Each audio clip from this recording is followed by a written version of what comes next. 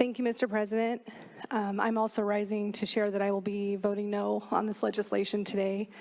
And it's hard to be more articulate than some of my brilliant colleagues who have already spoken to their no votes.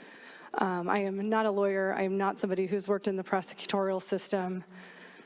I'm just a legislator with a lot of lived experience who has spent the last 7 years on the other side of the rotunda trying to fix our criminal legal system.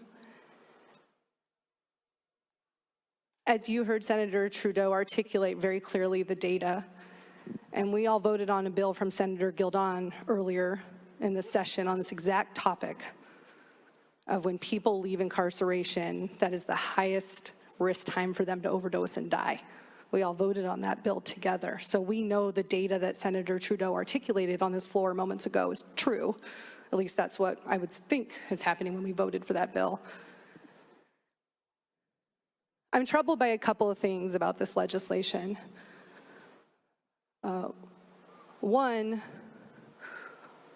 we had in the underlying law discretion for our judges to reimpose up to 364 days of jail time if, based on the circumstances of the case before them, they believed incarcerating somebody was actually the right call given the circumstances of the case.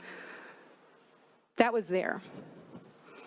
But we've gone the next step and then appointed ourselves prosecutor, judge, and made ourselves way beyond the scope of our practice here and said, we are picking the days. We're saying 21 days. We're saying 45 days. Folks, these are arbitrary numbers that we just made up.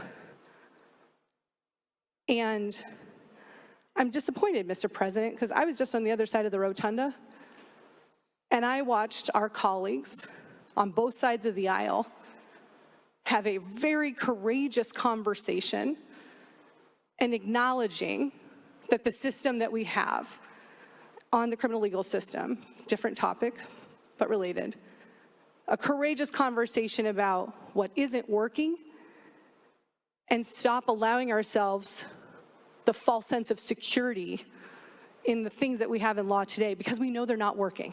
In that case, it was about interrupting cycles of violence for childhood sexual abuse. I watched a courageous conversation tonight on the other side of the rotunda. And what I am watching right now is us knowingly putting into statute something that's not based on fact, that's not based on data, and in fact, we know may result in people dying. I don't think people dying is the right solution to this. And I'm particularly troubled when we know who dies. We know that it is disproportionately our Black and brown neighbors that are suffering these addictions, that are overly incarcerated, and those are the folks who are going to die.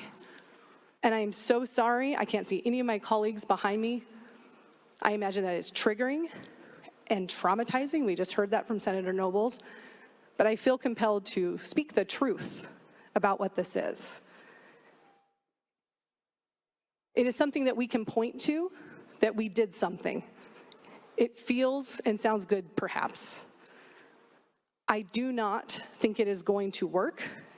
As Senator Dinger said from her prosecutorial background, I can say from my lived experience as somebody in a family with intergenerational abuse, trauma, etc. I do not think it will work. I think people are going to die. I am deeply uncomfortable that that is the policy we are sending out of this body, and I ask for your no vote, Mr. President.